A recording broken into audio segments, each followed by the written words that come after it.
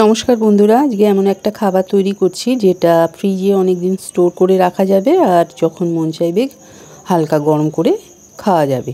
তাহলে ঝটপট করে বানিয়ে ফেলি। এই রেসিপিটা তৈরি করতে লাগবে চিকেন, পেঁয়াজ, ক্যাপসিকাম, আদা রসুন গাছ আর এটা হলো রাইস পেপার। এটা কিন্তু ভীষণই প্রয়োজন, এটা ছাড়া কিন্তু এই রেসিপিটা তৈরি করা যাবে না।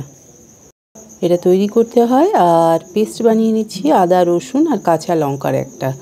পেস্টটা মোটামুটি মিহি করলেই হবে, বেশি একটা যে খুব ভালো করে পেস্ট করতে হবে তা না, হালকা পেস্ট করে নিলেই হবে। যেটাকে পেস্ট করার পর আমি এরপরে চিকেন আর সব আদা রসুন দিয়ে মাংসটাকে প্রথমে চিকেনটাকে একটু তাওয়াতে কম আঁচে মধ্যে দিয়ে একটু মাখিয়ে নেব। তার সাথে দিয়েছি লবণ, গোলমরিচ আর সব সবজিগুলো দিয়ে দিলাম।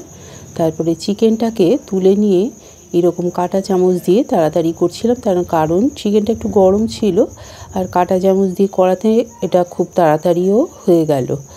চিকেনটা পুরোপুরি সেদ্ধ হয়ে যাওয়ার পর তুলে নিয়ে এটা করার পর যে মশলাটা তাওয়াতে ছিল তার মধ্যে আর একটু বাঁধাকপি আর ক্যাপসিকাম দিয়ে তৈরি করে নিলাম। এরপর রাইস পেপারটা জলে চুবিয়ে নিয়ে তার মধ্যে সবজিগুলো দিয়ে দিলাম আর চিকেনটা যে তৈরি করে রেখেছিলাম সেটা দিয়ে এবার রোল তৈরি করব। এটা করা প্রথমে একটু অসুবিধে হচ্ছিল আমার, তার কারণ রাইস পেপারটা ভীষণই পাতলা, জলে চোবানোর পর খুব তাড়াতাড়ি কিন্তু এগুলো নরম হয়ে যায়, এই জন্যে খুব তাড়াতাড়ি করে ফেলতে হবে। এটাকে বয়েল করে খাওয়া যায়, কিন্তু বয়েল করলে পেপারটা ছিঁড়ে যেতে পারে, তাই জন্য এটাকে কিন্তু আমি হালকা ফ্রাই করব। আর এইভাবে পুরো 4-5টা মুড়ে নেব। পেপারগুলো কিন্তু জলে ভিজিয়ে নিতে হবে, তা না হলে কিন্তু পেপারটা একটু শক্ত মতন থাকে। জলে ভেজালে কিন্তু সঙ্গে সঙ্গেই আবার বানিয়ে ফেলতে হবে, খুব তাড়াতাড়ি করতে হবে, তা না হলে কিন্তু পেপারটা ছিঁড়ে যেতে পারে। তো এইভাবে পুরো রোলগুলো করে নিতে হবে। আমার মেয়েকে বললাম তুই একটু করে দে প্লিজ, আমি আর পারছি না, কারণ এটা আমার করার অভ্যাস নেই।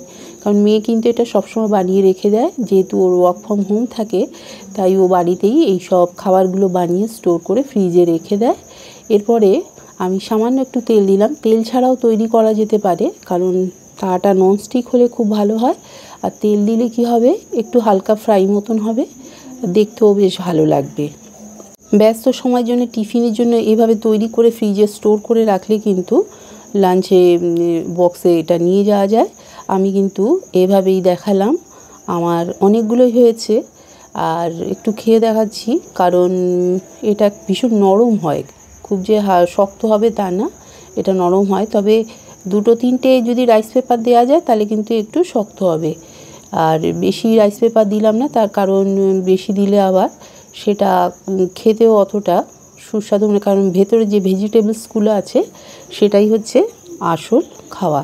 এরপরে আমি সেলোপিন পেপার দিয়ে এক একটা করে মুড়িয়ে রাখলাম, কারণ সেলোপিন পেপার দিয়ে মুড়িয়ে রাখলে কি হবে, যে রাইস পেপারগুলো তো খুব হালকা নরম হয়, ওগুলো একটার সাথে একটা না হলে লেগে যায়, মানে স্টিকি টাইপের হয়ে যায়, লেগে গেলে ছিঁড়ে যাবে, ভেতরের যে স্ট্যাপিংগুলো আছে সেগুলো বেরিয়ে যাবে।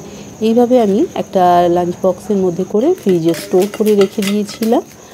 আর এই ভিডিওটা শেয়ার করলাম, এটা আমার মেয়ে মাঝে মাঝে বানায়, কিন্তু আমি কখনো বানাইনি, তাই জন্য আমার একটু অসুবিধে হচ্ছিল। ভিডিওটা দেখার জন্য সবাইকে খুব ধন্যবাদ। যারা চ্যানেলে নতুন আছে প্লিজ চ্যানেলটি সাবস্ক্রাইব করবেন, কারণ আরও অনেক ভালো ভিডিও বানাতে পারবো। সাথে থাকার জন্য সবাইকে ধন্যবাদ।